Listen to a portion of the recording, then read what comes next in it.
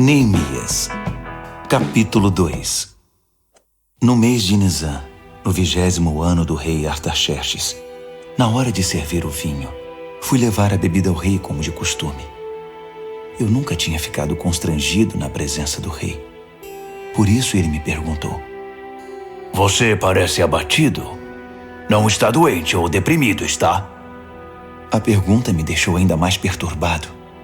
Respondi: Viva o rei! Como eu não estaria abatido se a cidade na qual todos os meus familiares estão sepultados está em ruínas e só restam cinzas dos seus portões? O rei perguntou: O que você deseja? Orando ao Deus dos céus, fiz o meu pedido.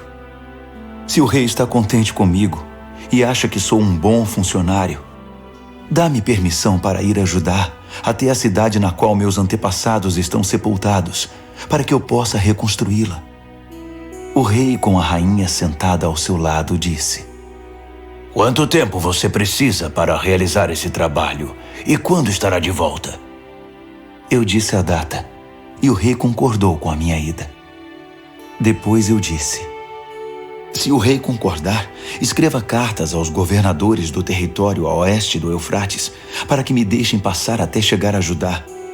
Que o rei dê também ordens a Asaf, o encarregado dos bosques do rei, para me fornecer madeira para as vigas do complexo do templo, para os muros da cidade e para a casa em que vou me alojar. A mão generosa de Deus estava comigo, e o rei me concedeu as cartas. Quando me encontrei com os governadores do outro lado do rio Eufrates, mostrei a eles as cartas do rei. O rei providenciou até mesmo uma escolta de cavaleiros.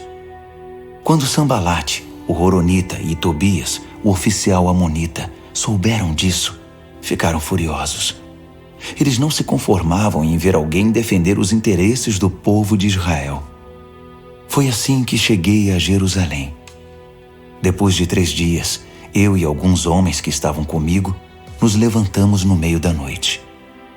Eu não tinha contado a ninguém o que Deus havia posto no meu coração a respeito de Jerusalém. O único animal que tínhamos era aquele em que eu estava montado. Na escuridão da noite, passei pela porta do vale na direção da fonte do dragão até a porta do esterco, inspecionando os muros de Jerusalém que haviam sido derrubados e os portões que haviam sido queimados.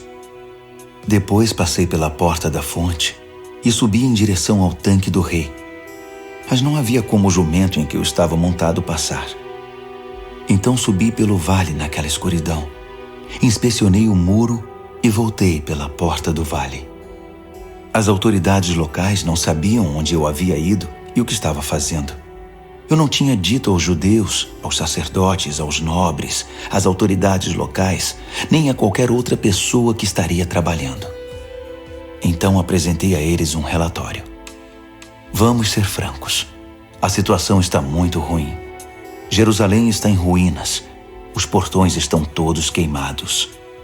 Venham comigo.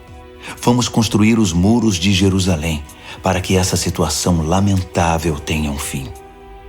Também contei a eles que Deus estava comigo e que o rei estava me apoiando.